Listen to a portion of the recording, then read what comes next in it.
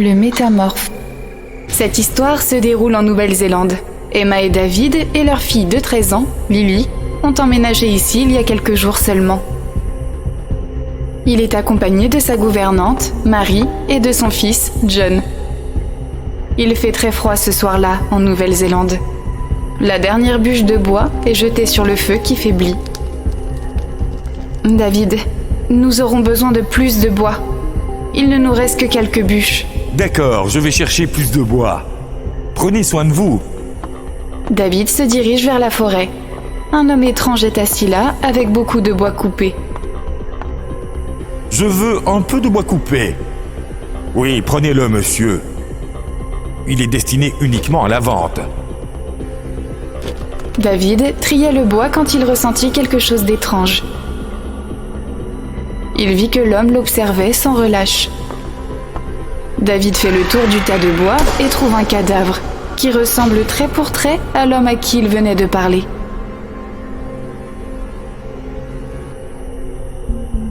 Votre cadavre est étendu ici.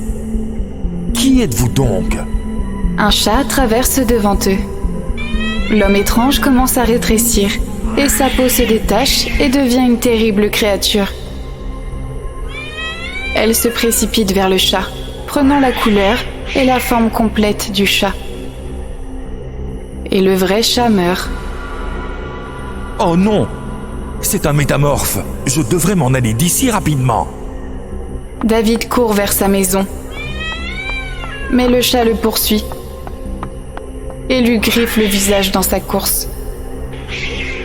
David tombe et il est très paniqué.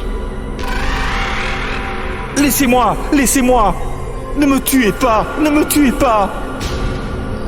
Le métamorphe se défait à nouveau de sa peau de chat et s'approche de David. Alors qu'il prend la forme physique de David, David sombre dans la mort. Tout le monde attendait David à la maison.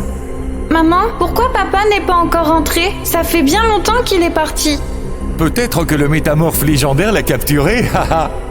Lily est surprise d'entendre ça. « Qui est ce métamorphe? Que raconte John ?»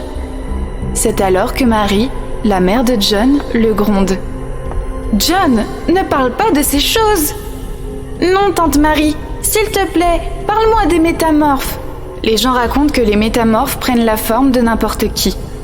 Il est très difficile de voir sa véritable forme. On les retrouve dans les montagnes et les forêts. On raconte que lorsque Dieu a créé ce monde, il l'a rendu très beau. Mais un jour, Satan a également envoyé ses créatures dans ce monde. Et les métamorphes en font partie. Où qu'ils viennent, ils sèment la pagaille. Ils peuvent se transformer pour tuer quelqu'un. Mais ils ne chassent que la nuit et ils ne peuvent pas rester sous une forme longtemps. En restant ainsi, ils peuvent mourir. J'ai tellement peur, tante Marie. C'est juste une histoire, Lily. Ce n'est pas vrai. Puis la cloche sonne et tout le monde regarde vers la porte. Voilà ton père qui arrive. Marie, ouvre la porte. Marie ouvre la porte et des chauves-souris envahissent la maison.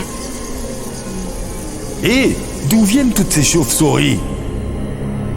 En regardant à nouveau dehors, Marie voit une silhouette de David, debout, les bras chargés de bûches pour le feu. Marie regarde David et ses yeux sont rougis. Marie le reconnaît aussitôt à distance. « Fuyez tous! C'est un métamorphe !» Tout le monde est bouleversé, mais personne ne croit les paroles de Marie. « De quoi parles-tu, tante Marie ?» Est-ce le moment de plaisanter? David entre et ses yeux redeviennent normaux. Marie tremblait à l'idée de le voir. Voici ton bois de chauffage, Emma. Maintenant, allume le feu. David rentre en regardant Marie qui semble horrifiée. Je dis la vérité, Madame Emma, c'est un effroyable métamorphe. Ce n'est pas Monsieur David. S'il vous plaît, croyez-moi.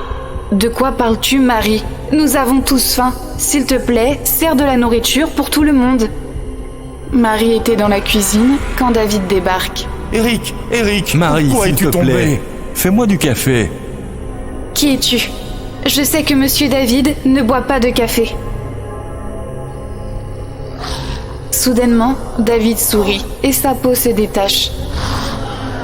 Marie est terrorisée. Le métamorphe commence rapidement à rôder autour de la cuisine. Il a 4 jambes et un visage très affreux. Il se déplace si vite qu'il est difficile de le voir. Cette fois, il prend la forme de Marie. Le corps réel de Marie s'effondre et elle meurt. Lily découvre cela. Elle hurle et s'enfuit. Maman! Sauve-moi, maman! Les yeux de Marie deviennent très rouges et elle bondit, attrape le cou de Lily et la pousse. John et Emma débarquent également. Ils sont tous deux surpris de voir Marie. « Que fais-tu, Marie ?» Et là, Lily répond. « Ce n'est pas Marie, maman! C'est un métamorphe! Il a tué papa et tante Marie aussi! » « J'ai tué les deux. Maintenant, c'est ton tour. »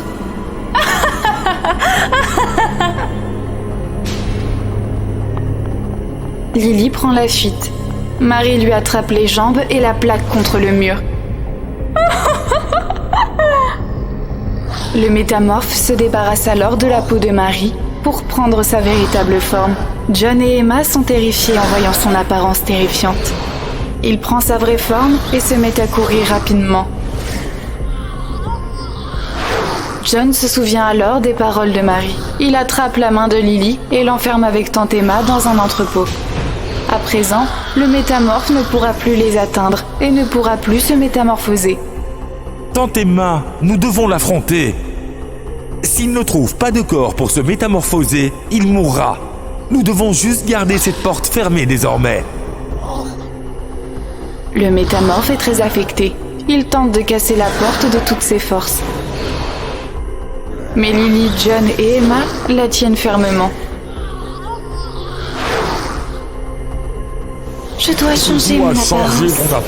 Ouvrez la porte. Ouvrez la porte. Ouvrez la porte. Les trois sont très effrayés. Le métamorphe pousse la porte de toutes ses forces et les trois tombent au sol.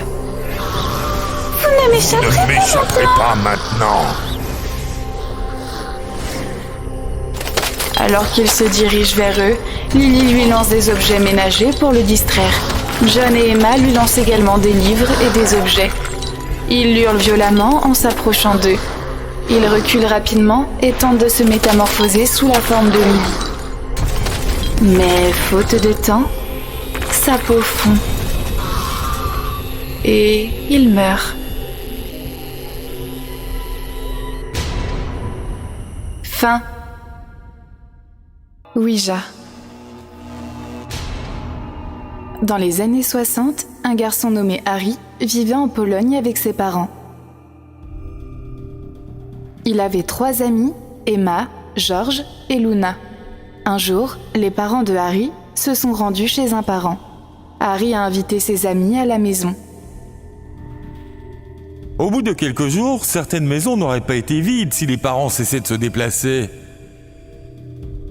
Tout le monde rit et s'assoit sur le canapé. Maintenant, dites-moi, que devons-nous faire? Nous avons tous la nuit devant nous. Jouons à action ou vérité. À quel genre de jeu veux-tu jouer? J'ai beaucoup de jeux à proposer. Le jeu Ouija, je viens juste de m'en procurer un. George sort le jeu Ouija de son sac à dos. C'est une planche sombre, craquelée et qui donne des frissons. Où as-tu cette planche, George? Elle appartenait à mon frère. Je l'ai trouvée dans sa cave. Oui, commençons à jouer. Je ne sais pas, ça a l'air effrayant. Un chat effrayé, on va bien s'amuser. Les 4 amis placent chacun leur main gauche sur le tableau et se regardent les uns les autres. Des bougies brûlent tout autour d'eux. George commence à lire la notice fournie avec le tableau. S'il y a une âme autour de nous, révèle-toi à nous. George commence à lire la notice fournie avec le tableau. Tous leurs amis se regardent et sont également nerveux. George répète la même phrase. S'il y a une âme autour de nous, révèle-toi à nous. C'est alors qu'ils entendent le bruit d'un verre qui se brise. Quand ils regardent l'avant de la maison, il remarque qu'il y a une fenêtre cassée. Luna a l'air très effrayée. On dirait que quelqu'un a entendu notre voix. Âme, si tu peux nous entendre, réponds à notre appel. Tout le monde regarde vers le jeu et des lettres apparaissent au centre du plateau. O, U, I. Les enfants se regardent les uns les autres, terrorisés. J'ai tellement peur, les gars. Nous devrions arrêter ce jeu. Non, le jeu réel vient juste de commencer. Georges, tu devrais demander autre chose à cette âme. Georges réfléchit un moment, puis demande. Quel est ton nom? Ils regardent tous vers le tableau, mais ils n'ont aucune réponse. Je demande à nouveau. Quel est ton nom? Les lettres précédentes disparaissent et de nouvelles lettres se révèlent. L, E, M, A, L. Le mal. Son nom est le mal. Ce doit être un démon. Georges, arrête ce jeu tout de suite. Soudain, les bougies s'éteignent toutes et la fumée envahit la pièce. Les 4 enfants commencent à tousser. Georges, que se passe-t-il? J'ai très peur. Nous devons arrêter ce jeu tout de suite. Tout le monde retire ses mains du tableau et ferme la boîte. La fumée disparaît lentement. Dieu merci, tout est sous contrôle maintenant. Georges, on a survécu de justesse aujourd'hui. Ouais, bon sang, tu as raison. Une ombre se dresse derrière Georges. Les 3 sont horrifiés de la voir. Regarde derrière toi, Georges. Georges regarde derrière lui et crie. Ses bras et ses jambes sont très maigres. Ses yeux sont rouges et sanglants. Il a des bleus sur la tête. Les 4 tremblent en voyant cette ombre.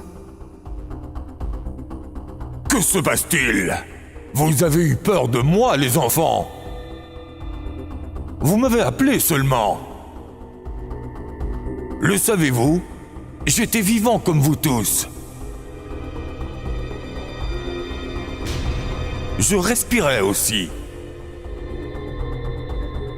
Et vous savez ce que je faisais? J'avais l'habitude de brûler les petits-enfants jusqu'à leur mort. Et vous savez pourquoi? Parce que j'étais fou.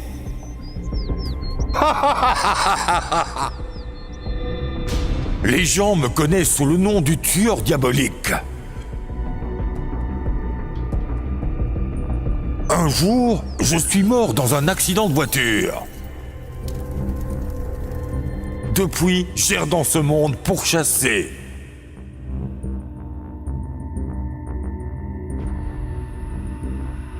Aujourd'hui, vous m'avez facilité la tâche en me rappelant dans ce monde.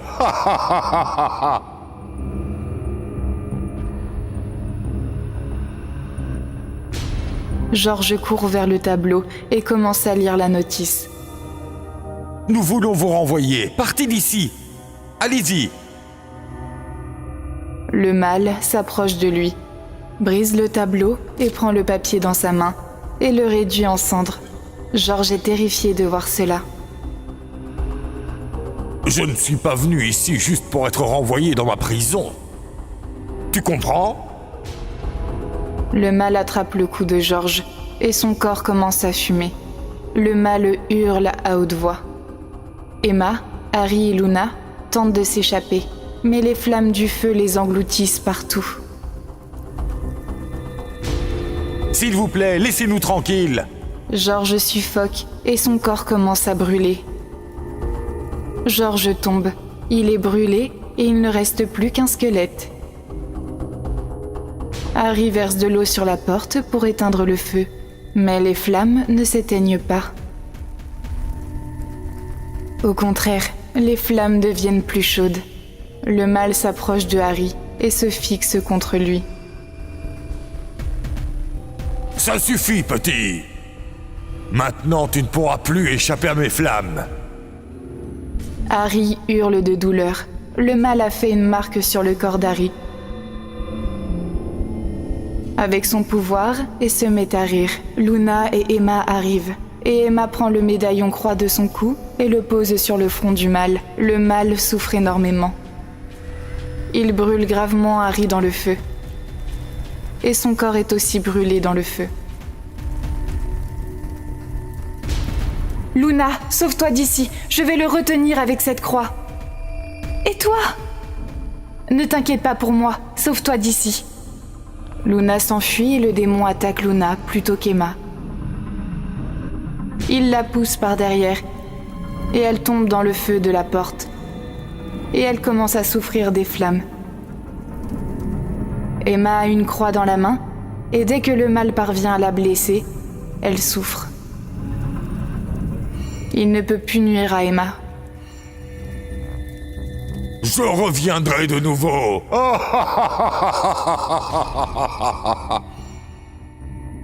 Emma pleure à chaudes larmes, le feu s'éteint. Elle tremble terriblement, ouvre la porte et s'enfuit de cette maison. Fin. La Goule. Cette histoire se déroule dans les années 1980. Une fille, nommée Zara, vivait avec ses parents dans la ville de Dhaka. Elle travaillait dans une bibliothèque. Elle aimait beaucoup lire. Dès qu'elle avait du temps libre, elle s'asseyait pour lire des livres. Ses amis, Dan et Maria, lui rendaient souvent visite à la bibliothèque. Un soir, alors que Zara lisait un livre dans la bibliothèque, Dan et Maria viennent l'effrayer. Zara pousse un cri. « Oh! Vous êtes insupportable! C'est une bibliothèque, nous devrions nous taire. » Oh, fillette, tu es toujours occupée à lire tes livres. Oui, Dan a raison, tu ne nous rends pas visite. Alors on a pensé qu'on devrait te rendre visite. Hé, il n'y a rien de mieux qu'un bon livre. Devinez lequel je lis en ce moment. Maria et Dan demandent sans le moindre intérêt. Quel livre? La Goule, qui est aussi appelé le roi des ténèbres. Alors, de quoi ça parle? Raconte-nous l'histoire. Dan et Maria se regardent et rient en s'asseyant face à Zara. C'est le diable que craint le monde entier. Vous savez, avec des dents terribles, des yeux redoutables. Il y a un tunnel à l'intérieur de la Terre et ce tunnel s'ouvre à 7 endroits dans ce monde. On dit qu'il reste dans le tunnel à l'intérieur. Mais si quelqu'un va à ces 7 endroits et enlève des pierres de là, alors il sortira et répandra sa terreur dans le monde entier. Ok, quels sont ces 7 endroits? Zara leur montre des photos. Il y a la photo d'une forêt qui a une grotte. Et de grands arbres autour. Dan observe attentivement l'endroit. Hé, je connais cet endroit. Il y a une forêt, juste à une courte distance de la ville. Quoi? Alors allons-y, et voyons si c'est vrai ou pas. Pas question, jeune fille. Assez avec tes histoires de fantômes. Nous sommes juste venus te chercher. Non, Maria. Maintenant, je veux savoir si cet endroit est réel ou non. Ou si ce ne sont que des superstitions. Pas question. Je ne veux pas aller si loin de la ville. Allez, Maria, ce serait une sortie amusante. Nous ne sommes pas sortis depuis toujours. Ok, les gars, on y va. Ok, alors on se voit demain matin chez moi, et on partira de là. Ok, je suis très excitée. Voyons ce qui va se passer. Le lendemain, Dan, Maria et Zara partent à la recherche de la grotte. Alors qu'ils approchent de la grotte, Dan ouvre le livre et essaie de faire correspondre la grotte et l'image indiquée. Regarde, ça ressemble exactement au dessin du livre. À l'extérieur de la grotte, il y a ces pierres, mais il n'y a rien de tel dans le livre. Enlevons ces pierres. Maria est effrayée. J'ai tellement peur, mec. Et s'il y avait une vraie goule ici? Et si elle sortait et nous mangeait ou quelque chose comme ça? Zara et Dan se moquent d'elle et commencent à déplacer les pierres. Il leur a fallu toute une journée pour enlever les pierres et ils ont travaillé jusqu'à la tombée de la nuit. Après avoir enlevé toutes les pierres, il voit une porte à l'intérieur de la grotte. Il voit une image étrange ressemblant à un animal. Allons-y, vous n'en avez pas vu assez? Partons d'ici, quelle perte de temps! Comme ça, maintenant que nous avons fait tout ce chemin, nous ne partirons qu'après avoir tout vu. Aussitôt que Zara touche la porte, un bruit de grognement retentit à l'intérieur. L'œil de la créature brille en rouge et elle court vers la porte. Zara et Dan ouvrent la porte un peu plus. Maintenant, la porte est ouverte et je ne vois personne. Allons-y, je ne veux pas gâcher davantage notre journée. Lorsque Maria se retourne et se remet à marcher, une terrible créature grimpe sur Maria et rugit. Maria se retourne et la regarde. Elle n'avait jamais vu une chose aussi horrible.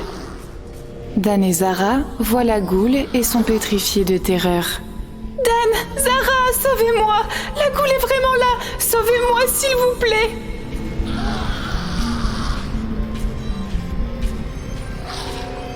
Elle glisse vers l'arrière quand la goule attrape sa jambe et commence à la manger.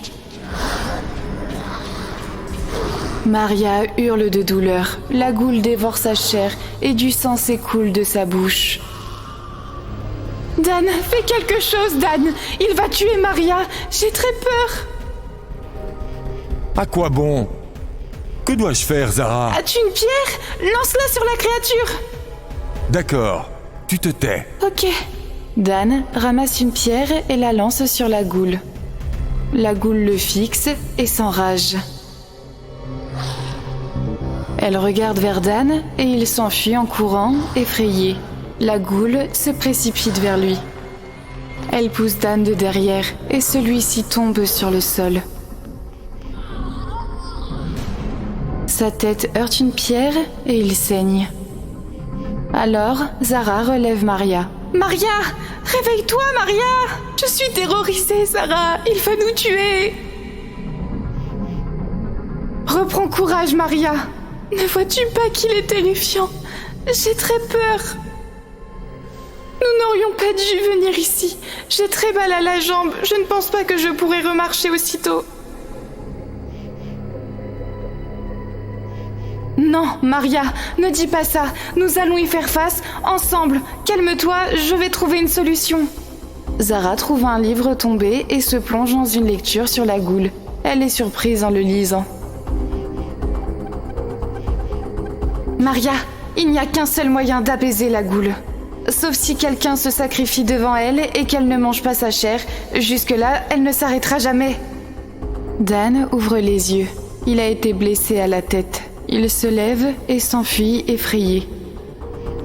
Dès qu'il prend la fuite, il réalise que la goule se tient devant lui. Non! Laisse-moi partir! Non! La goule le regarde avec colère. Ses yeux changent de couleur et elle est devenue plus grande. Aussitôt que la goule s'apprête à l'attaquer, Zara l'arrête et commence à lire dans le livre. Goule, je suis Zara. Je veux me sacrifier. Viens manger ma chair et préserve ce monde de tes ravages. Maria et Dan sont choqués d'entendre cela et ils essaient d'empêcher Zara de s'offrir en sacrifice. Non, Zara, ne fais pas ça! Zara, s'il te plaît, ne fais pas ça! Tout ça est aussi de ma faute, donc c'est ma responsabilité de le réparer. Dan et Maria se mettent à pleurer. La goule se dirige vers Zara, lui tire les jambes et l'emmène à l'intérieur de la grotte. Zara hurle de douleur. La porte se referme d'elle-même. Maria et Dan se mettent à pleurer et se serrent l'un contre l'autre. Je n'aurais jamais pu imaginer que pareille chose nous arriverait. Nous devrions partir d'ici, Dan. Zara s'est sacrifiée pour nous sauver la vie. Nous devons respecter cela. Dan acquiesce en pleurant, continuellement. Tu as raison, Maria. Partons d'ici. Fin. Le djinn. Cette histoire se passe en 1926. Mes 2 parents venaient de mourir dans un accident. Et je vivais à Bagdad avec ma grand-mère Sabina. Je voulais savoir de quelle façon mes parents étaient morts. Mais ma grand-mère me donnait toujours une excuse. Même à 15 ans, lorsque je suis entré en 8e année. « Grand-mère, maintenant je dois aller dans un autre village pour étudier. Bénis-moi !» Oui, mon fils. Étudie bien et fais des progrès. Par quel moyen iras-tu à l'école ? Grand-mère, je vais prendre le sentier près de l'étang à l'extérieur du village. Le sentier ? Le chemin qui longe cet étang ? Non, ne va pas près de cet étang. Mais pourquoi, mamie ? Je n'ai pas à répondre à cette question. Si je dis non, alors la réponse est non. Ne t'approche pas de cet étang. Ce jour-là, ma grand-mère a refusé de me laisser aller près de l'étang. Mais j'ai gardé ce souvenir en tête et j'ai décidé d'aller à l'école par ce chemin. Finalement, je me suis fait 2 super amis, Afren et Hamza. Tous les 3, nous avions l'habitude d'aller à l'école par le chemin près de l'étang. Tu sais quoi, Omar ? Ma mère dit qu'un génie vivait près de cet étang. Il y a de nombreuses années, il a mangé beaucoup de gens. Plus tard, il a été saisi dans un petit pot et jeté dans ce lac. Impossible, Afren. C'est peut-être pour ça que ma grand-mère m'interdit toujours de venir ici. Mais je pense toujours que c'est un endroit très calme. Mes amis et moi avons continué à discuter en marchant. Puis, Afren remarqua 2 yeux noirs qui nous fixaient depuis l'eau de l'étang. Afren le vit en premier, qui la regardait fixement.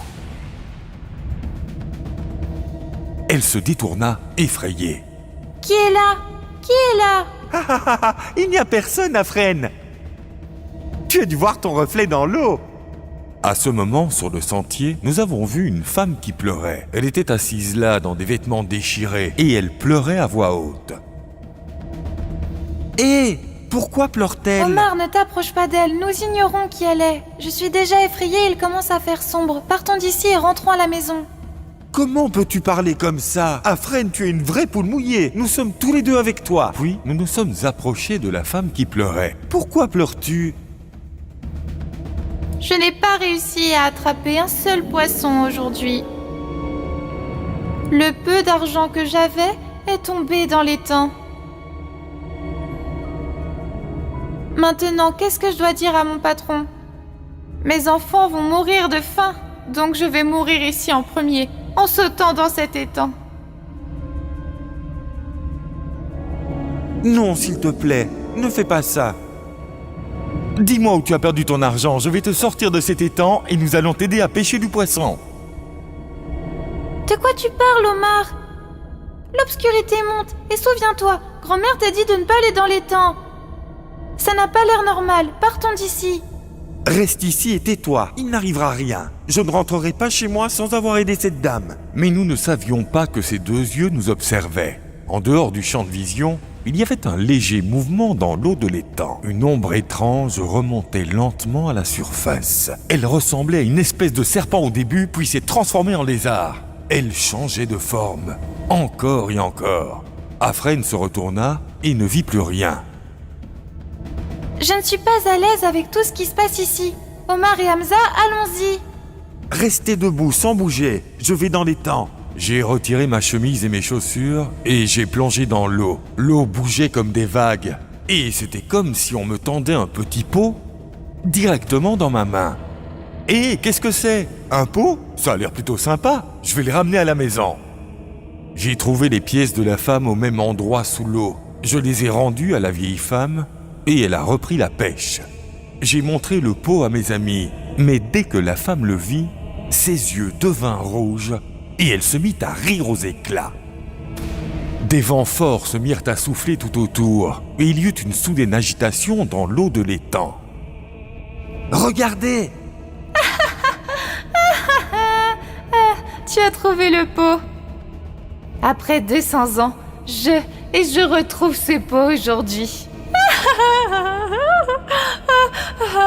Je savais que tu réussirais. Maintenant, donne-moi ce pot. 200 ans plus tard ? De quoi parlez-vous ? Bref, ce pot est à moi. Je l'ai sorti de l'étang. Je ne le rendrai pas. Je vous avais dit que quelque chose clochait ici, n'est-ce pas? Maintenant, allons-nous-en d'ici. Nous trois avons pris la fuite. Et la vieille femme a pris la forme d'un chien et nous a couru après. Ses yeux étaient si effrayants. Tout à coup, des ailes lui ont poussé. Elle s'est transformée en un énorme faucon et m'a arraché le pot des mains pendant que nous courions. Arrêtez de courir, le pot est à moi maintenant. Aujourd'hui, après 200 ans, je rencontrerai enfin le génie une fois de plus. Il m'a juste fallu être très patiente. Après avoir dit tout cela, elle est redevenue une femme et a ouvert le couvercle du pot. Dès que le pot a été ouvert, une forte fumée en est sortie et nous a entourés. Un très grand homme bleu est apparu, dont le haut du corps était partiellement visible et le bas du corps ressemblait à la queue enfumée d'un serpent. Wow! Aujourd'hui, je suis libéré après 200 ans. À présent, je vais régner sur la terre. Il remarqua la femme et vola vers elle, entrant dans son esprit et prenant le contrôle. Du feu sortit de sa bouche, ses dents devinrent pointues. Elle a commencé à rire aux éclats. Ses jambes se transformèrent en queue de serpent.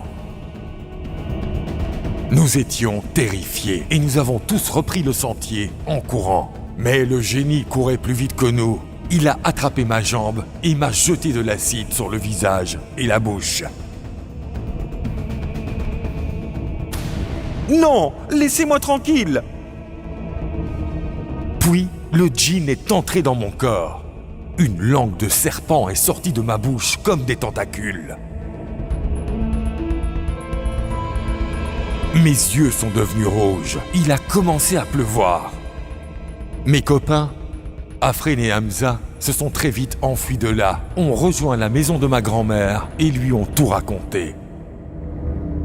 Pourquoi cela est-il arrivé? Oh, pourquoi est-il allé là-bas contre ma volonté? Mes enfants! C'était un génie! Ce génie a englouti les parents d'Omar. Voilà pourquoi je vous ai interdit d'y aller. Qu'est-ce qu'un génie, mamie? Un génie peut prendre n'importe quelle forme. Il y en a des bons, mais la plupart sont mauvais.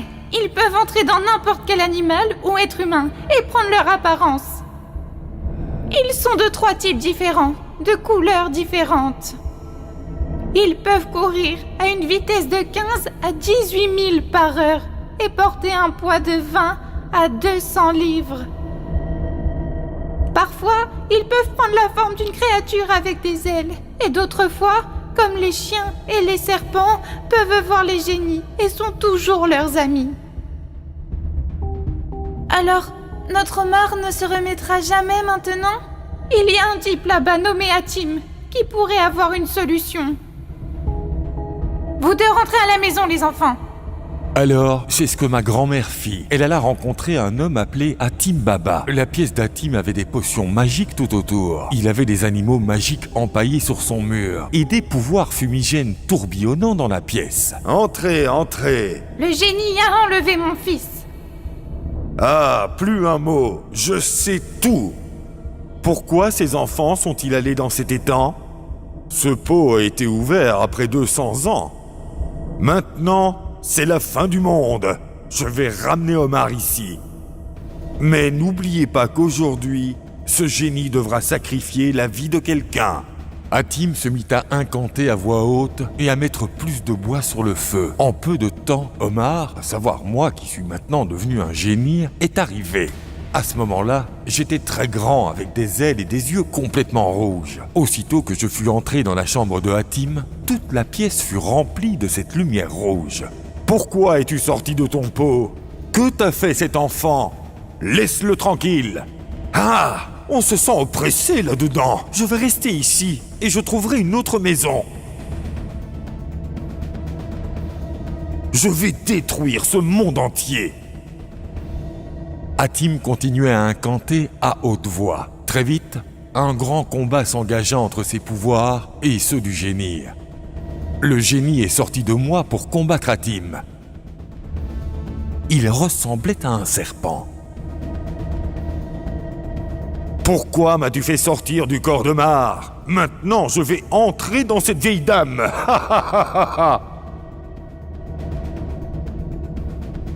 Avant qu'Atim ne puisse faire quoi que ce soit, le génie usa de ses pouvoirs maléfiques pour entrer dans le corps de ma grand-mère. Mamie tomba d'angoisse. J'étais triste. Atim entreprit de capturer le génie dans une théière. « Quittez cette vieille dame ou je vais devoir vous emprisonner dans ce pot. »« Non ! Qu'est-ce que vous faites ? Ne m'emprisonnez pas dans ce pot. Je vais quitter cette vieille dame. Je ferai tout ce que vous voudrez. Dorénavant, vous serez mon maître. » Mais Atim continua à réciter l'incantation en continu, et le génie sortit lentement du corps de la grand-mère et fut aspiré dans le pot comme une fumée. Et ma grand-mère mourut. Ta grand-mère est morte, Omar. Inutile de pleurer maintenant. Tu aurais dû lui obéir. Maintenant, va-t'en d'ici, toi aussi. Je n'ai jamais oublié ce génie. Et je réalise qu'à cause de mon erreur, ma grand-mère a quitté ce monde. Le monde des djinns est très dangereux. La fin. La momie. Cette histoire date de 1995. Max vit à Chicago.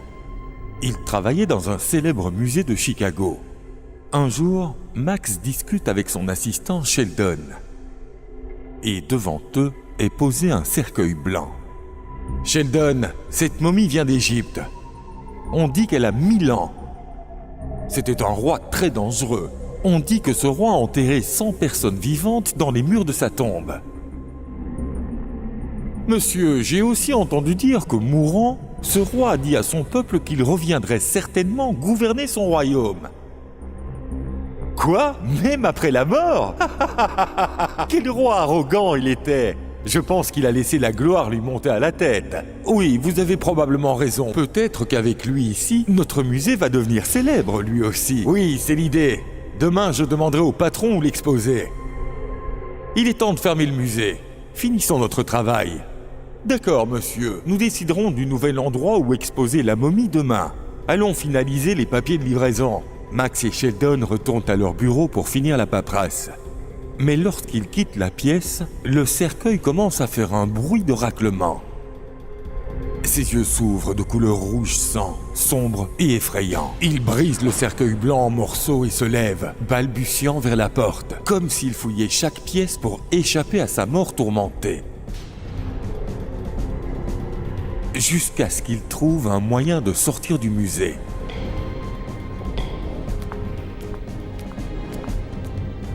Sheldon, tu fermes cette nuit. Je vais rentrer à la maison. D'accord, monsieur. Max quitte le bâtiment. Sheldon verrouille toutes les portes, mais en passant devant la salle de la momie, il voit les morceaux brisés du cercueil. Et il n'y a aucune trace de la momie.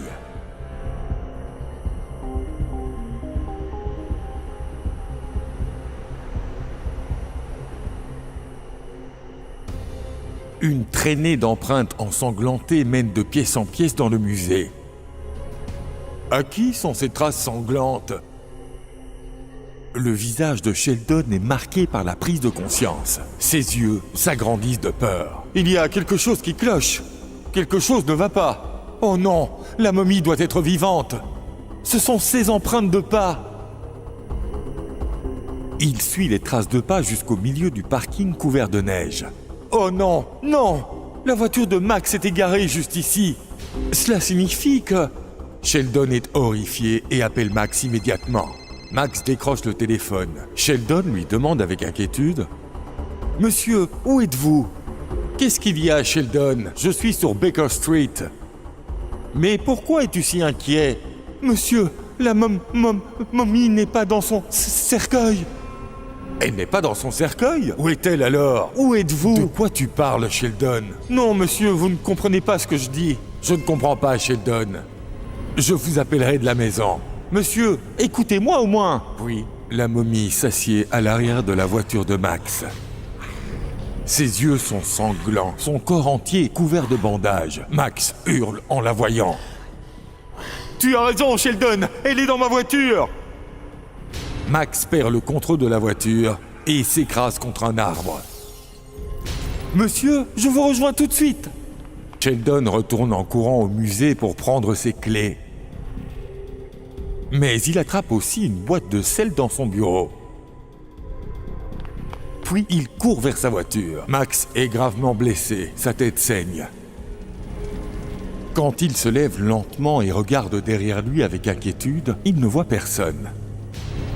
Il ouvre la porte et se met à boiter et à courir. Puis la momie surgit devant lui. Max est horrifié. Il ramasse un bâton et frappe le visage de la momie. Mais la momie bouge à peine et le bâton se brise en morceaux. La momie retire lentement ses bandages de son corps. Max court, mais la momie utilise ses bandages comme une corde pour attraper les jambes de Max. « Sauvez-moi! Laissez-moi! Laissez-moi partir! Laissez-moi partir !» Max s'effondre en courant. Il commence à supplier pour survivre. « Non! Laissez-moi partir! Laissez-moi! Comme je l'ai promis, je reviendrai et ne laisserai personne en vie. Personne. » Avec un pouvoir surnaturel, la momie jette sa corde de bandage sur une branche d'arbre et tire Max dans les airs. La momie touche l'arbre de sa main et les branches s'étendent autour de Max, l'attachant fermement dans les airs. Le sang des mains de la momie tache l'arbre en rouge. Max est terrifié. « Sauvez-moi! Sauvez-moi! Au secours! Au secours !» Une autre bande de tissu s'enroule surnaturellement autour de la bouche de Max, qui ne peut plus parler. Non loin de là, Sheldon conduit rapidement. La route est complètement déserte. Quand il aperçoit Baker Street, il voit Max attaché à des branches, suspendu à un arbre, et la momie a mis le feu à l'arbre. Sheldon est déterminé à sauver son patron. Il fonce en fonçant son véhicule dans la créature bandée. La momie se brise en morceaux, déchirée membre par membre, et tombe sur le sol. Sheldon sort de sa voiture endommagée et rejoint Max. « Monsieur, est-ce que vous allez bien? Attendez, je vais vous faire descendre. » « Tu arrives juste à temps, Sheldon. Cette chose était sur le point de me tuer. » Puis, les parties éparpillées de la momie sur le sol commencent à se recréer. Sheldon est choqué de voir ça. La momie devient encore plus terrifiante après avoir assemblé toutes les parties. « Sortez maintenant, monsieur. Nous n'avons pas le temps. » La momie se lève et se place derrière Sheldon et lui attrape le cou, lui brisant les os. Max se débat pour sortir, mais la momie le devance. Max tremble de peur. La momie retire ses bandages de son corps et les bandages enveloppent Max, s'enroulant de plus en plus, appuyant sur son cou, ses bras. Sheldon est allongé sur le sol, abasourdi, incapable de se lever. Mais il se rappelle du sel qu'il a inexplicablement pris dans son bureau. Il attrape le sac et le jette sur la momie. La momie hurle d'agonie, tandis que son corps est brûlé par le sel. Puis ses bandages prennent feu et la momie rétrécit et disparaît sous terre. Sheldon sort Max. « Monsieur, vous allez bien ?»« Oui, je vais bien, Sheldon. Je ne sais pas comment ça se serait passé si tu n'étais pas venu. Monsieur, que faisons-nous de cette momie ? Nous ne pouvons pas la laisser comme ça. Renvoyez-la d'où elle vient. Nous n'en voulons pas dans notre ville. Et rappelez-vous, ne parlez de cet incident à personne. Je ne veux pas que les gens entendent parler en mal de notre musée. » Plus tard, des gens sortent le cercueil de la momie du musée. Max et Sheldon voient que la momie émeut certaines personnes.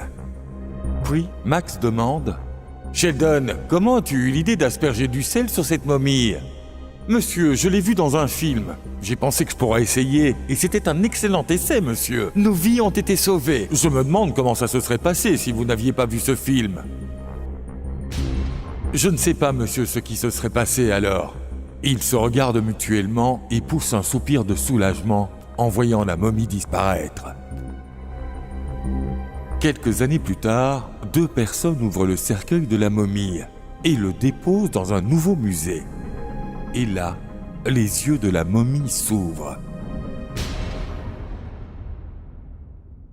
La fin. Le fantôme sous le lit. Cette histoire date des années 80. Un père de famille nommé Alex travaille à la périphérie de sa ville natale, Londres. Il recherche une maison à louer pour sa femme Daisy et leur fille Lucy, âgée de 15 ans. Il entend parler d'une maison à louer abordable pour eux et il y emmène Daisy et Lucy pour la leur montrer. « Daisy, cette maison est idéale pour toi et pour Lucy. Il y a de la sécurité ici. Et ce n'est pas loin de l'épicerie. Et je peux aller au travail en voiture et revenir à la maison. J'aime cet endroit. » Oui, Alex, on sera tous les 2 à l'aise ici. Ne t'inquiète pas du tout. Concentre-toi sur ton travail. Il y a un lit dans une pièce de cette maison. Daisy fait le tour de la maison, mais elle ne voit aucun autre meuble que ce lit. Elle demande à Max, le courtier, « Pourquoi ce lit est-il conservé ici? Il n'y a pas d'autres meubles là. Nous avons déjà un lit. Nous ne voulons pas de ce lit. » Madame, quand Thomas, le propriétaire de cette maison, a déménagé, il a laissé le lit ici. Vous pouvez l'utiliser si vous voulez. D'accord, nous l'utiliserons. Mais je voudrais acheter un nouveau matelas pour ce lit. Ok, monsieur. Alors vous pouvez louer la maison le mois prochain. Une fois l'appartement loué, Alex quitte la ville pour son travail et Daisy et Lucy s'occupent du nettoyage de l'appartement. Au bout d'un moment, Lucy vient voir Daisy. « Maman, je vais dormir sur ce lit.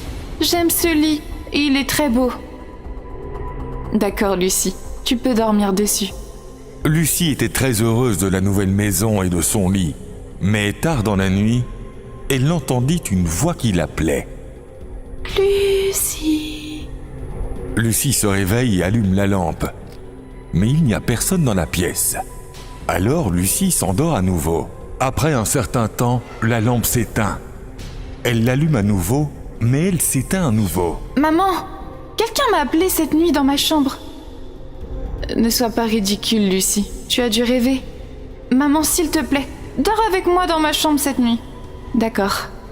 Plus tard, Lucy étudie dans sa chambre et elle entend à nouveau la voix sinistre. Lucy regarde dans la pièce et tourne son attention vers le lit. Lucy. Ce bruit vient du dessous de mon lit. Lucy regarde lentement sous le lit, mais elle n'y trouve personne.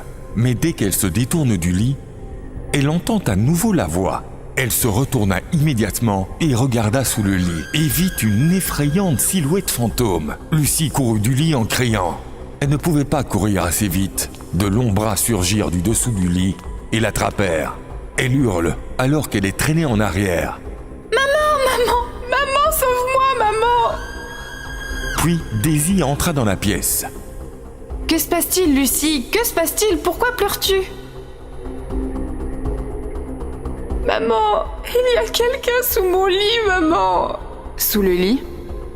En regardant sous le lit, Daisy ne trouve personne. « Il n'y a personne ici, ma chérie. »« Maman, j'ai vu quelqu'un, crois-moi !»« Il n'y a personne ici, ma chérie. Il faut juste que tu te calmes. » Lucy est très effrayée par cet incident, mais avec la présence de sa mère, elle retrouve son calme. Et sa mère accepte de dormir dans sa chambre avec elle pour lui prouver qu'il n'y a personne sous le lit.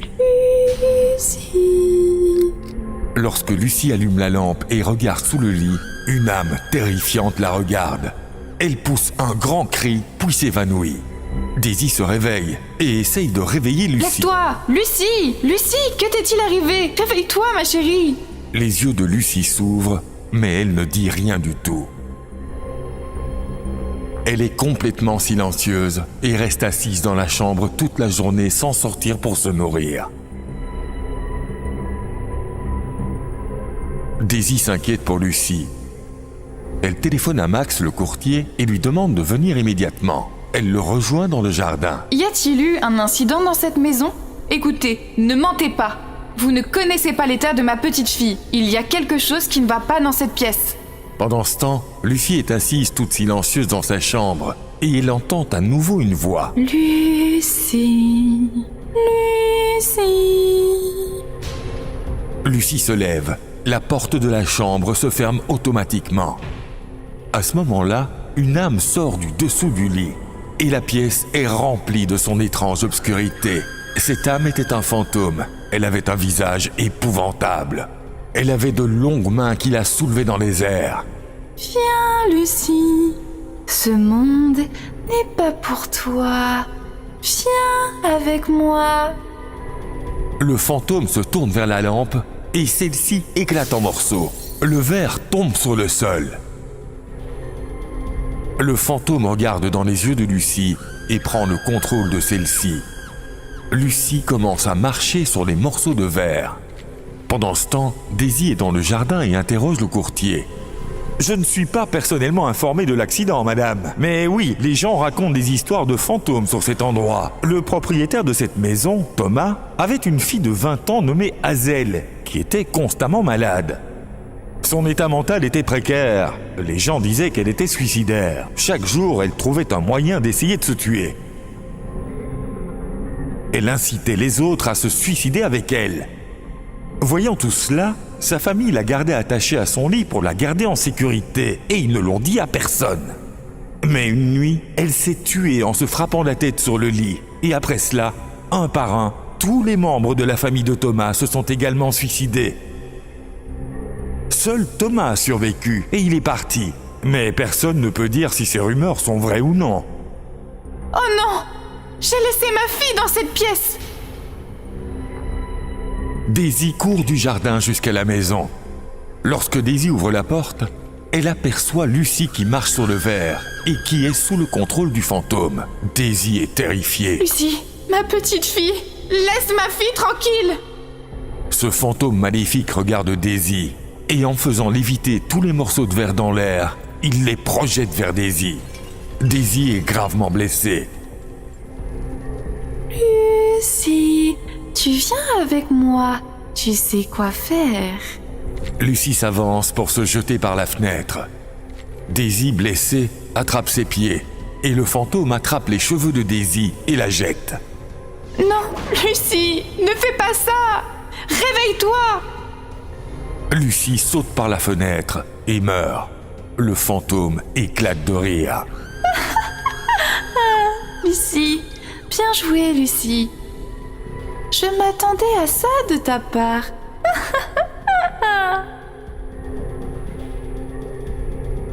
L'état mental de Daisy se dégrade. Max monte à l'étage et voit que Daisy pleure beaucoup et que Lucie est morte. Il informe Alex et celui-ci rentre à la maison et pleure beaucoup. Il a tué ma fille. Ma fille s'est aussi suicidée. Je dois aussi mourir. Tout le monde doit mourir. Cependant, le fantôme la regarde. La fin.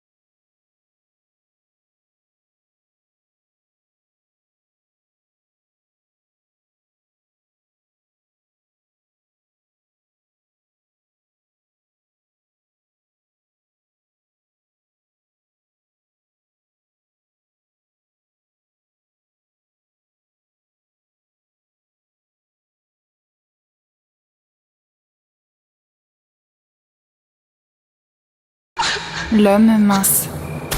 Cette histoire date de 1949. Il y avait 4 amis très proches, Cooper, Rosie, Joseph et Marie. Tous les 4 étaient dans la même classe à l'université et tout le monde sur le campus parlait de leur grande amitié. Les 4 amis étaient si proches et rigolaient toujours les uns des autres. Ils n'avaient pas besoin d'un 5e ami pour rejoindre le groupe. Cooper, tu ne trouveras pas de partenaire dans la vie.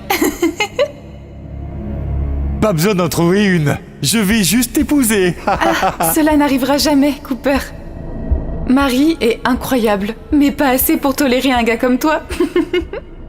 À l'annonce des vacances d'hiver au collège, tous les amis prévoient de se retrouver ensemble dans la forêt. J'amènerai la Jeep de mon père. Ce sera très amusant. Yo, je me demande juste quels vêtements je dois porter. Hé Marie, explique-lui s'il te plaît. Évite d'y aller en robe. On va dans la forêt, pas dans un club. Comme si je le savais pas. Prends un bon appareil photo, je veux juste prendre plein de photos de moi. Avec une Jeep ouverte, ils partent faire un tour dans une forêt voisine. Hé, waouh, quel bel endroit, Joseph. Garons la Jeep et faisons une promenade à pied. D'accord. Alors qu'ils marchaient dans la forêt, celle-ci est devenue progressivement plus profonde et plus dense. Cooper, c'est un endroit magnifique. Sors l'appareil photo et prends-moi plein de photos de moi. Alors quoi? Je suis juste un caméraman pour vous? J'aime regarder la forêt aussi, tu sais. Ils profitent de la forêt. Rosie remarque alors que Marie est partie.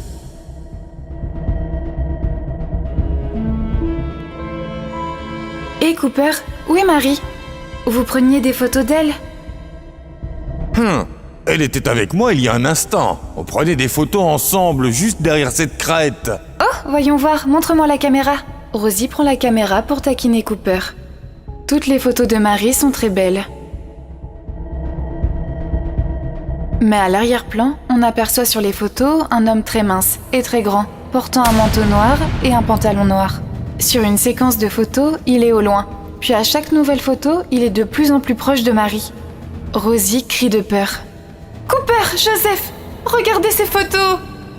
Ensemble, ils regardent les photos et sont tous les 3 saisis d'effroi.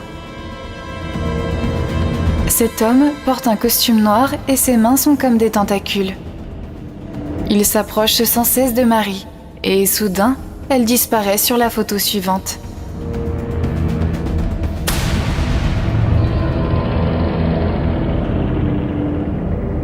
Où est partie Marie? Rosie, tu ferais mieux de retourner dans la Jeep. Marie! Vas-y, prends de l'avance sur nous, Rosie. Retour à la Jeep, en route. Les 3 se mirent à courir en criant le nom de Marie. En arrivant à la Jeep, ils ont vu Marie tout près d'elle, debout au milieu de la route. Ses yeux étaient devenus rouges et des tentacules sortaient de son corps. Elle se mit soudain à rire bruyamment. « Les gars, vous fuyez et me laissez seule ?» Aussitôt, Marie ouvre la bouche. Des ombres noires se déversent dans une brume et se rassemblent autour d'elle, tandis qu'un grand homme sombre s'élève dans la brume. Il est géant. Sa bouche est très longue et complètement blanche. Et ses tentacules tremblent. Il n'a pas de visage, pas d'yeux, pas d'oreilles, pas de nez. Les 3 amis sont pétrifiés de peur et s'éloignent de lui. Mais le grand homme se glisse vers eux et attrape Joseph. Joseph! Cours, Rosie! Sinon, il nous attrapera aussi! Rosie court, mais se retourne. Elle aperçoit Joe et Marie marchant dans la brume sur la route avec le grand homme entre eux. Dieu ne me pardonnera jamais! Cooper et Rosie retournent à la Jeep et décollent. Ils se rendent directement au poste de police et racontent à la police tout ce qui s'est passé. D'accord, nous avons un procès verbal. Mais d'après ce que vous nous avez raconté, Le tueur n'a pas l'air d'un homme ordinaire. Nous recevons beaucoup de plaintes à son sujet, en fait. L'homme mince, il pourrait être surnaturel, mais nous essayerons d'en savoir plus sur lui. L'homme mince? Oui, l'homme mince. Il capture constamment des jeunes. Sa terreur sévit dans toute la région. Vous n'auriez pas dû aller dans la forêt. Dites-le aux autres élèves du collège et à vos parents aussi. Tous deux retournent au collège, mais Rosie n'arrive pas à penser à autre chose. Sa peur de l'homme mince est ancrée dans son esprit. Cooper essaie de l'aider, mais en vain. Et le principal du collège appelle ses parents.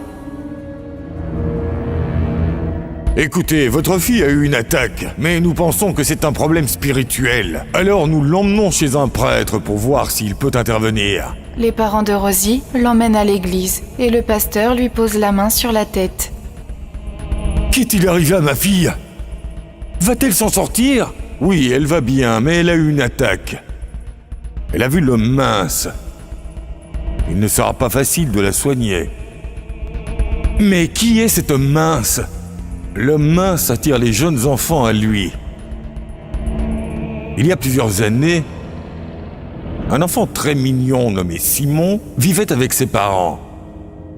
Il était très différent des autres enfants. Il préférait errer et jouer seul dans la forêt plutôt que de jouer avec les autres enfants. Ne va pas dans les bois tout seul, Simon. Combien de fois je te l'ai dit? Un jour, lorsque Simon revint de sa promenade dans la forêt, il vit que sa maison avait été réduite en cendres et que ses parents étaient morts dans les flammes. Simon s'enfuit en pleurant et s'enfonça dans les profondeurs de la forêt. Lorsqu'il atteignit la partie la plus sombre de la forêt, il rencontra une très vieille femme qui venait de loin. Elle vivait dans une petite maison. Simon marcha jusqu'à elle et elle l'adopta. À partir de ce jour, Simon l'a appelée grand-mère. Ai-je précisé que mamie avait aussi une petite fille nommée Angelina? Veux-tu être mon ami, Simon? Et pourquoi pas Angelina? Ainsi, une profonde amitié vit le jour entre eux. Ils grandirent ensemble et tombèrent amoureux l'un de l'autre. Au bout de quelque temps, mamie meurt et Angelina a le cœur plein de tristesse. Ne sois pas triste, Angelina, tu n'es pas seule. Et si on se mariait? Et les deux vécurent heureux après s'être mariés. Peu de temps après, ils ont eu la chance d'avoir une fille. Ils la baptisèrent Slendrina. Ils étaient tous très heureux ensemble. Merci Angelina, je n'aurais jamais cru que ma vie soit à nouveau heureuse. Grâce à toi, petit à petit, Slendrina grandissait. Ils passaient tous les trois de bons moments. Mais un jour, Simon rentra de la ville. Il vit qu'Angelina et Slendrina étaient étendues sans vie et ensanglantées dans la cour. Il fut choqué et tellement désemparé qu'il a couru directement dans la maison jusqu'à la cuisine. Dehors, Angelina et Slendrina se mirent à rire. Elles prétendaient être mortes. Puis elles entendirent un bruit terrible venant de la cuisine. Elles coururent vers la cuisine et virent Simon sur le sol. Il s'était poignardé. Simon, qu'as-tu fait? Nous plaisantions juste. Papa, pourquoi as-tu fait ça? Simon meurt. Une ombre noire l'engloutit. Et Simon devient soudainement plus grand. Des tentacules émergent de son corps. Toutes les parties de son visage, son nez et ses oreilles ont disparu une à une. Lentement, il devint complètement sans visage. Il est devenu grand et blanc. Sa taille avait doublé. Il tend la main à ses proches, mais ils sont terrifiés.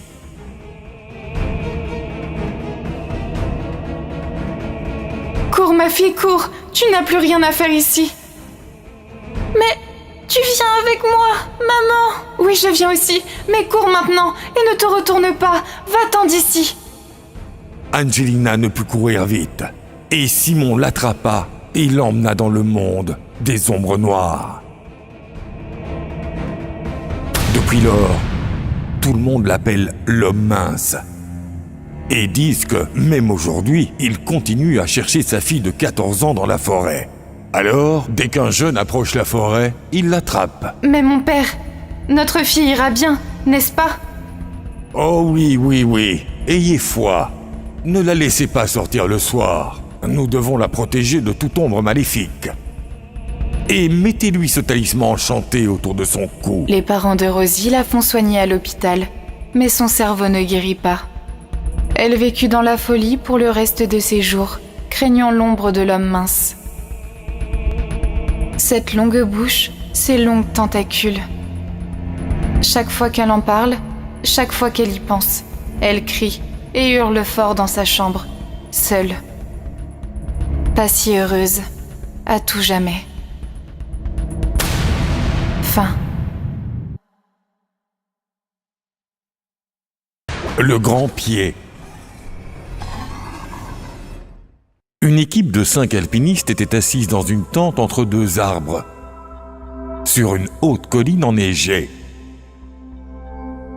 Des vents glacés soufflaient à l'extérieur. Un feu de camp est allumé d'un côté. Des animaux sauvages font des bruits depuis la forêt dense environnante. Ils se parlent tous les deux. Cela fait 15 jours que nous sommes arrivés ici. Jusqu'à présent, nous n'avons pas vu le vrai Yéti, ni même une empreinte. Oui, nous sommes tous très impatients de le voir. Mais qui sait quand nous le verrons? Au moins, nous avons Lily avec nous comme appât. Si le Yéti la voit, il va sûrement l'enlever. Elle est partie avec John. Tu t'inquiètes pour rien. Pas besoin de s'inquiéter. Ils seront de retour dans peu de temps. Je serai de retour très bientôt. Alors nous pourrons poursuivre notre mission. Ok, Joe, comme tu veux. Le temps passa et la nuit tomba. Mais Joe ne revint pas. Les bruits terribles des animaux sauvages résonnaient tout autour d'eux. Tous les collègues de Joe étaient inquiets à son propos. Où est-il allé? Il devrait déjà être revenu.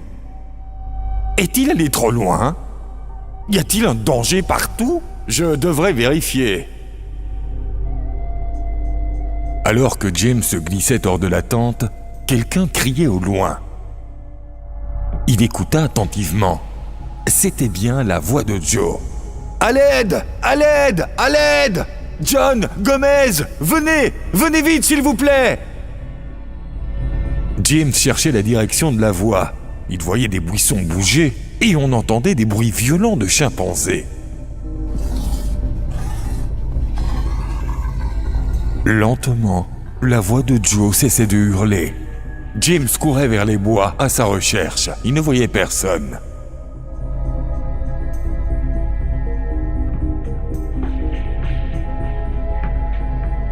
Mais il découvrit un chemin menant à la montagne. Il y avait des loups sauvages qui se promenaient.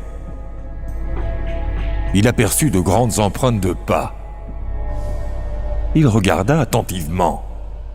C'étaient des empreintes de très grands pieds de quelqu'un. Soudain, James poussa un cri retentissant. « Joe! Joe! Où es-tu? Gomez! John! Venez rapidement !» Après quelques instants, Gomez, John et Lily accoururent. « Qu'est-ce qu'il y a, James? Pourquoi as-tu crié? Où est Joe? On n'a aucune trace de Joe. Il est passé par ici et je ne sais pas par où il est allé. Je l'ai entendu crier. Certains buissons tremblaient aussi ici.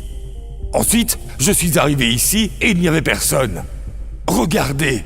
Regardez ces longues et grandes empreintes de pas. Ces empreintes sont très grandes. Ça pourrait être les empreintes d'un Yéti. Pourquoi Joe s'est-il attiré des ennuis?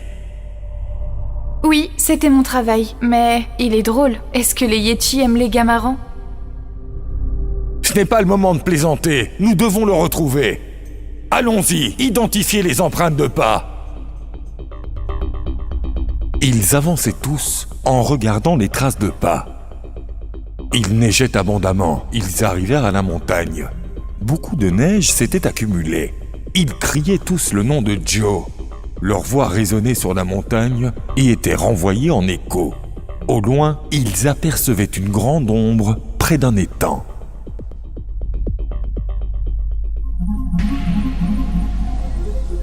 Des sons horribles et terribles venaient de là. « Joe! Joe! Joe! Joe! Joe! » Où es-tu, Joe? Regardez! Voilà le pistolet de Joe par terre! Oui, c'est le pistolet de Joe! Ça doit être grave! Non, ce n'est pas possible. As-tu vu un yéti ou un animal sauvage? Non, j'ai juste vu les buissons bouger. Ensuite, le cri de Joe. C'était bien Joe, une chose est sûre. Joe a de gros ennuis. En observant les grandes empreintes, une chose est sûre. Joe a été emporté par un yéti ou une autre créature géante. Nous n'avons jamais vu de yéti, mais il paraît qu'ils sont vraiment effrayants. Ils ont de longues jambes et de grandes pattes. Les marques de griffes que nous venons de voir étaient plutôt grandes. Il me semble que le yéti est une créature très dangereuse. Il a enlevé un de nos chers compagnons. Maintenant qu'il fait nuit, nous devrions retourner à notre feu de camp, où nous pourrions être les prochains. Nous pourrons retrouver Joe demain matin, en ayant une meilleure vue. Faisons demi-tour. De violents vents glacés commençaient. John, James, Gomez et Lily prirent le chemin du retour. L'obscurité grandissait. Lily se retourna vers le lac et vit à nouveau une longue silhouette noire et brumeuse à quelque distance. Pauvre Joe, je ne sais pas dans quel état il est. Mon Dieu, s'il vous plaît, protégez-le.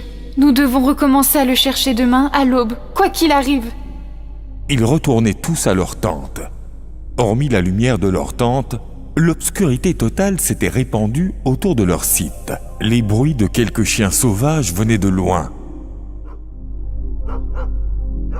Ils regrettaient tous leur ami Joe, et le sommeil ne venait pas. Ils avaient juste trop peur. John se leva de son lit pour faire pipi et quitta sa tente. « Attention, John, ne va pas trop loin. Attends, je dois y aller, je viens aussi avec toi. » « Merci, mon ami, je vais rester près de cette tente. Je ne serai pas long. Ce yéti frété ne m'aura pas. Je t'interdis de prononcer ce nom. Notre cher compagnon a disparu par sa faute. » Peu de temps après, on entendit la voix de John. « Oh non, c'est terrible. John, que s'est-il passé? Ne vous inquiétez pas, je vais bien, mais ce pauvre agneau est bien malheureux. Qu'est-il arrivé à l'agneau? Cet énorme python l'a avalé. Quel terrible python! D'abord le yéti, maintenant le python. Cet environnement est plein de dangers. » Ils se dépêchaient d'entrer et les deux commençaient à parler. John sortit la brochure de cette randonnée en montagne. « Regarde là en bas en petits caractères. Ça dit qu'il y a des pythons, des yétis, des chiens sauvages et des colibris venimeux. » Quoi? C'est un piège mortel! Tous les animaux essayent de nous capturer et de nous tuer. Allez Lily, rejoins-nous! On dirait que tu ne dors pas. Il est difficile de dormir par une nuit pareille. Regardez James qui se tourne et se retourne dans son sommeil. Je ne suis pas endormi. J'attends juste l'aube. Nous ne pourrons pas bien dormir tant que nous n'aurons pas trouvé Joe. Les quatre amis ont discuté tranquillement en attendant que le jour se lève. Non loin de là, un gazouillis féroce d'un chimpanzé a été entendu près des buissons. Il y avait aussi le bruit des chiens sauvages, les buissons qui tremblaient. « Ok, soyez vigilants, personne ne sort seul. On dirait que le yéti est de retour. Cette ombre dans les bois, c'est une mort certaine pour quiconque s'y aventure. » Soudain, un cochon sauvage rugit de douleur, puis poussa un couinement brusque jusqu'au silence. Ensuite, des dizaines de chiens hurlaient au loin. et le terrible babillage des chimpanzés ressurgit. Est-ce la voix du Yéti ? Il a le même cri qu'un chimpanzé, mais il est plus aigu. Nous avons entendu sa voix, mais nous ne pouvons pas prendre le risque de le voir. Vous avez raison. S'approcher de lui, c'est comme regarder la mort dans les yeux. Au bout d'un certain temps, le silence le plus total régnait partout. Les premiers rayons du soleil touchaient le sol. Les 4 amis sortirent. Ils allèrent jusqu'au même buisson et virent à nouveau les mêmes grandes empreintes de pas.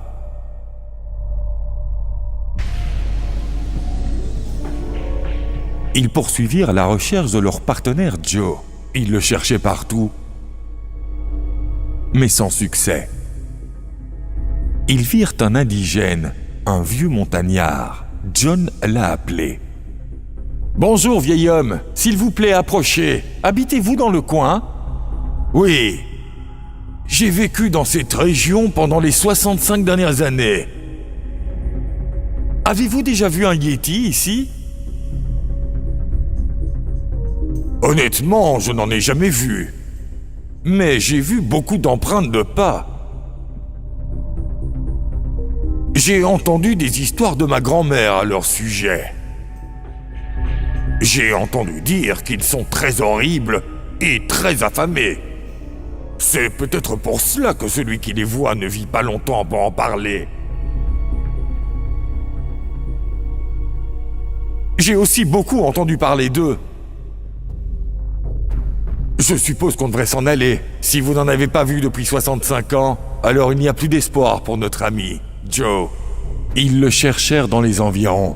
Après un certain temps, un silence total régnait partout. Les premiers rayons du soleil effleuraient le sol. Ils le recherchaient, mais ne pouvaient pas le retrouver. Ils continuaient à chercher leur partenaire Joe. Ils le recherchèrent partout, mais ne parvinrent pas à le retrouver. Beaucoup de gens racontent des histoires sur le Yéti, mais aucune preuve concrète n'a jamais été prouvée. Le Yéti reste une véritable énigme pour les humains. La fin. Sabrina, cette histoire se déroule en 1935, dans une petite ville d'Indonésie. Johnny et Maria vivaient avec une petite fille du nom de Kitts. Kitts était la nièce de Johnny. Ils l'ont adoptée tous les deux après la mort de ses parents. Chérie, pourquoi n'es-tu pas heureuse ? Où sont ma mère et mon père, mon oncle ? Maintenant, nous sommes ta mère et ton père. 2 ans s'étaient écoulés, mais Kitts demeurait toujours déprimé. Johnny possédait un célèbre magasin de jouets. Ses poupées étaient célèbres dans toute l'Indonésie. Johnny avait créé une marque de poupées très célèbre qu'il avait baptisée Sabrina. Un jour, Johnny ramène une poupée Sabrina pour Kitts. Maria, c'est un cadeau pour Kitts. Tu le lui donnes.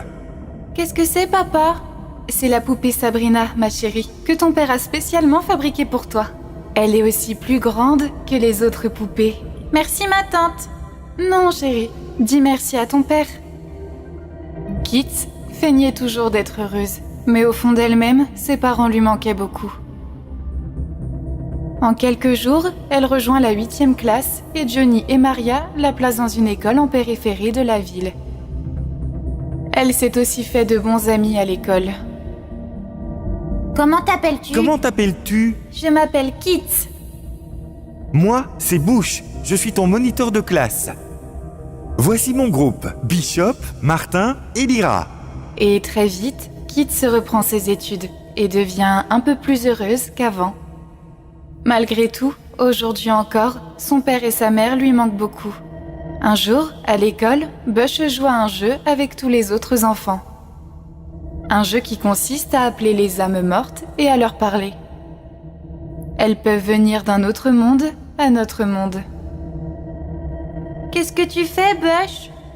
Assieds-toi tranquillement près de moi, Kitts. J'appelle ma grand-mère ici. Je l'aimais beaucoup. Et ça fait plusieurs jours que je ne l'ai pas vue. Donc ce jeu amène les personnes mortes ? Oui, ils viendront. Seulement si tu les appelles correctement. Mais vous devez aussi vous assurer de les renvoyer avec précaution. S'ils ne sont pas renvoyés correctement, ils peuvent créer beaucoup de désolation dans notre monde. Bush commence à jouer le jeu. Quelqu'un éteint les lumières dans la pièce et après un moment, un esprit apparaît. Les photos de toute la pièce se mettent à trembler. Soudain, la grand-mère de Bush y apparaît. Bush commence à lui parler. Kit observe attentivement toute la scène. Tout le monde chante et parle au mauvais esprit après le départ de la grand-mère de Bush, afin qu'elle retourne en paix à son entité et ne demeure pas sur Terre. Retourne en paix, mamie. Ce fut un plaisir de te voir aujourd'hui. Maintenant, tu peux retourner d'où tu viens. Ainsi, je peux aussi rencontrer ma mère. Maintenant, je sais où elle est allée soudainement. Bush, tu veux bien m'apprendre ce jeu? Je veux aussi rencontrer ma mère. D'accord, Kit. Je vais t'apprendre. Mais promets-moi que tu le feras toute seule. Et aussi, quelle que soit l'âme que tu choisis d'invoquer, tu veilleras à dire des incantations pour renvoyer cette âme dans son monde. D'accord, Bush, j'y veillerai. Et Bush explique à Kit toutes les règles du jeu et lui donne également le pentagramme d'où l'entité serait appelée. À minuit de la lune noire, Kit se ferme la porte de sa chambre, accroche le pentagramme dans la pièce et commence le rituel, en plaçant une bougie au milieu du pentagramme, et commence à invoquer sa mère et son père. « S'il vous plaît, revenez! S'il vous plaît, revenez! Je demande au mal de vous ramener! » Puis on frappe bruyamment à la porte. Kit ouvre la porte rapidement en veillant à tout dissimuler. Sa tante Maria lui ramène la poupée Sabrina et la lui donne. « Tu l'avais laissée dehors, chérie. Alors je te la ramène. Bonne nuit. » Ouf, j'ai failli me faire prendre. J'aurais eu tellement d'ennuis. Maintenant, je dois attendre la prochaine lune noire pour appeler ma mère. À quoi penses-tu, chérie? À rien, ma tante. Je me sens juste fatiguée. Merci pour la poupée. Kit se s'endort avec la poupée. Aussitôt qu'elle s'endort, les yeux de la poupée Sabrina s'ouvrent et elle s'envole dans les airs, puis s'assit sur une chaise non loin. Cela signifie que le kit de culte diabolique de Kit n'était pas vain et que le démon tentait d'entrer dans la poupée depuis un autre monde. Sabrina ne cessait de passer d'un monde à un autre. Demain soir, je vais accrocher ce pentagramme à nouveau et je vais invoquer ma mère. Rien ne m'empêchera de la rencontrer cette fois. Kit accroche à nouveau le pentagramme la nuit suivante. Et alors, de façon inattendue, des mouvements se manifestent dans la poupée Sabrina. Elle commence lentement à se transformer en démon, et tout à coup, ses ongles se transforment en griffes et ses cheveux prennent une teinte rouge-feu. Ses pieds se tournent vers l'arrière et elle se balance avec ses pieds dans les airs. Et soudainement, elle attaque Maria. Je vais te tuer, je vais te tuer. Qui es-tu? Comment es-tu arrivé chez moi? Va-t'en d'ici! Et alors, furieusement, le démon attaque Maria et son mari. Les deux perdent énormément de sang. La poupée démoniaque tente de pénétrer dans le corps de Maria, mais les deux s'échappent de la maison. Que se passe-t-il? Qui était-ce? Et comment est-elle arrivée dans notre maison? Je ne sais pas, Maria. Nous devons le découvrir. J'ai une amie appelée Daria. C'est une experte en paranormal. Nous devrions la rencontrer dès que possible. Allons-y, avant qu'elle ne fasse plus de dégâts. Maria et Johnny se rendent chez Darla et lui racontent les événements. C'est une vieille femme qui est revenue pour terminer une affaire en suspens. Que devons-nous faire? Nous devons retourner chez vous pour le découvrir. Munis de ces informations, ils retournent tous dans la maison et invoquent le démon à l'aide du jeu Charlie Charlie et du pentagramme. Mais la démone est très puissante. Elle met le feu au jeu et le réduit en cendres. Tout à coup, toute la maison devient sombre. Toutes les photos s'écrasaient, se cognaient et tremblaient contre les murs. Puis Kit se rapprocha d'elle, flottant dans les airs. « Hé, que se passe-t-il, Kit ? Ne t'approche pas d'elle. Elle est possédée. Le démon est en elle. Éloigne-toi. »« Non ! Comment puis-je laisser mon enfant toute seule ?» Alors Kit se jette violemment vers eux et les attaque. Parfois, elle se tient la tête en bas contre le mur et parfois, elle se met à voler. Elle était si forte que les 3 adultes ne purent la retenir. On aurait dit que du sang coulait de ses yeux et soudainement, elle attrapa Maria par la gorge. Je ne te laisserai pas partir.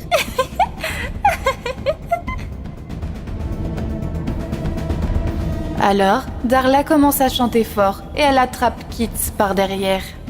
Après avoir ôté le démon de Kits, ils sortent tous de la maison et ferment rapidement la porte. Nous avons fermé la porte. Maintenant, elle ne pourra pas nous atteindre. Mais qui était-ce, Daria? Et pourquoi nous suivait-elle?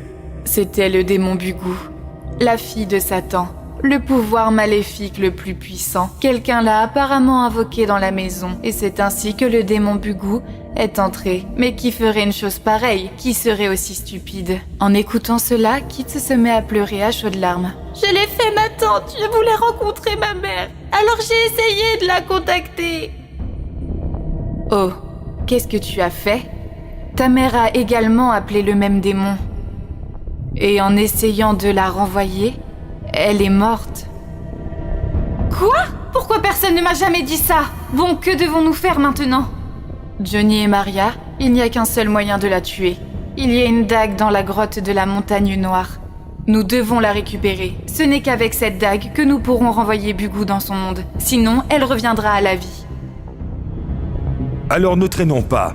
Dépêchons-nous avant qu'elle ne prenne forme humaine. Maria et Johnny ramènent la dague de la colline évoquée par Darla. Et ils pensent que tout rentrera dans l'ordre maintenant. Mais ils se trompent. En sortant de la maison, Kit s'emmène avec elle la poupée Sabrina. Pendant un moment, la poupée reste calme. Mais après un certain temps, le démon Bugu entre en elle. Et les yeux de la poupée s'ouvrent. Qui êtes-vous? Que voulez-vous encore de nous?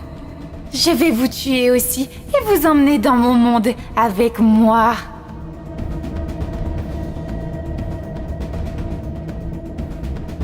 En parlant, elle possède soudainement Maria. Sa forme est totalement transformée. Elle s'envole dans les airs. Johnny, Darla et Kit deviennent inquiets en voyant ça. Darla commence à incanter rapidement. Au nom de Jésus, va-t'en démon! Au nom de Jésus, va-t'en démon! Et Darla continue à incanter bruyamment, en aspergeant d'eau bénite la possédée Maria. Bugu, incapable de le tolérer, s'en prend immédiatement à Darla. Elle essaie de son mieux de prendre le journal de la main de Darla. Elle lui enfonce ses dents dans le cou et commence à déchirer sa chair. Laisse-la tranquille, laisse Daria. Qu'est-ce qu'elle t'a fait? Cessez de parler et ramenez la dague. Et s'il arrive quelque chose à Maria? Rien ne lui arrivera. Lancez-lui la dague.